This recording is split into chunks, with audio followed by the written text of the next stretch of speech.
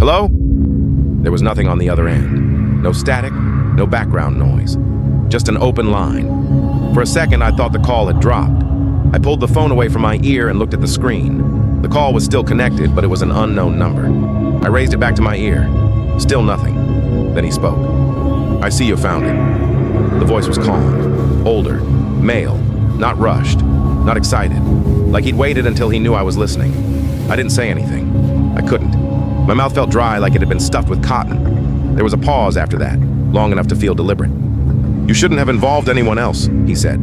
Not angry, not threatening, just corrective. The way someone talks when you've made a mistake they expected you to know better than to make. That complicates things. My heart was pounding hard enough that I could feel it in my throat. I asked him who he was, but the words came out weak, like I wasn't sure I was allowed to ask.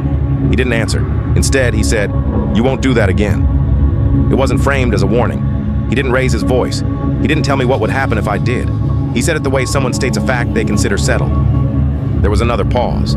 I waited for him to say more, for an explanation, for anything that would make this make sense. He didn't. The call ended. No click, no dial tone, just gone. I stood there on the porch with my phone still pressed to my ear, staring at the note in my other hand, suddenly aware of how exposed I was, how long I'd been standing there, how easy it would have been for someone to watch me without being seen. I didn't read the rest of the note. I didn't go inside. I got back in my car and drove. That was days ago. Since then, I haven't gone back to the house. I've been bouncing between hotels, sleeping with the lights on, keeping my phone on silent unless I'm expecting a call. I've turned off anything that tracks my location. I haven't told anyone where I am unless I absolutely had to. I keep replaying the call in my head. Not what he said, but how certain he sounded. I went to the police because I thought that's what you're supposed to do when someone crosses a line. Now I'm not sure there ever was one. That's why I'm writing this now, because whatever this is didn't end that night. And I don't think it's ever been as far in the past as I convinced myself it was.